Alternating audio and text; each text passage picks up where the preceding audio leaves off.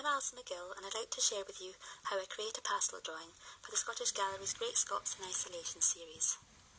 While I usually work from my studio at Wasp Studios in Edinburgh, this has been closed during the lockdown. Since becoming a mother 3 years ago, it has been a common practice for me to work from home when the opportunity arises. So with the small selection of drawing materials stashed away at the flat, I set up my makeshift studio on the dining table or on a nice day on the balcony overlooking Loch End Park. The view here can occasionally offer some lovely inspiration for my work, especially during the autumn season when the trees are aglow with colourful leaves. Today, though, I will be looking back at photographs taken while walking along the East Coast shoreline. These images are often sources of inspiration and reference points for the future oil and wax paintings.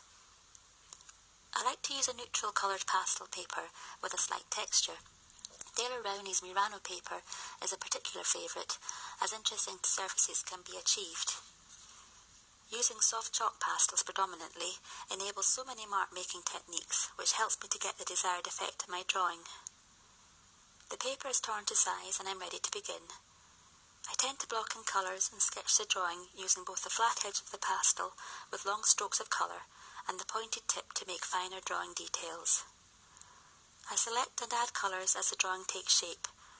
I refer to the shoreline photograph but allow the medium to take over, and I'm not looking to create a topographical scene, rather an impression and memory of the coastal walk. Subtle marks are made while using light pressure, and intense jewel-like colours are achieved with heavy pressure of the pastel. I use my fingers to blend and mix the colours laid down and spread the pastel across the tape paper. Layering and mixing of colours is spontaneous, and I enjoy getting my hands dirty. It is a messy medium to use, and a tip would be to work with your paper at a slight angle or flat on the wall to allow the pastel dust to drop without lying on the surface as you draw. Gradually the drawing looks closer to what I had in mind as I add more colours and pick out details. For example, I use an off-white pastel to highlight areas like the crashing waves.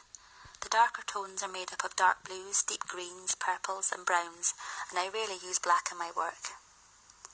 To bring back the neutral colour of the paper, I often use a putty rubber to erase certain areas, but this can also be useful for smudging and working the pastel into the paper surface.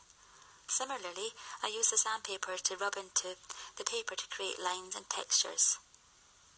A good strong paper and knowing when to stop is essential to make sure you don't create any holes in the work. Using a spray fixative to help keep the pastel drawing from smudging and to fix the completed drawing is necessary. You need to hold the spray about 30 centimetres from the paper so it doesn't cause speckling or drench the paper and alter the finished work. Sometimes happy accidents can occur though when affixing a drawing. It takes a few minutes to dry and you can then work on the drawing to tweak areas or spray again for heavily worked drawings. This drawing was a lovely way to spend an hour in the sunshine in my open-air studio, a chance to escape the unsettling times we all find ourselves in. I then get to have a cuddle with my son, who has woken from his afternoon nap, and I can show him my new drawing, thanking my blessings that we are all safe and well.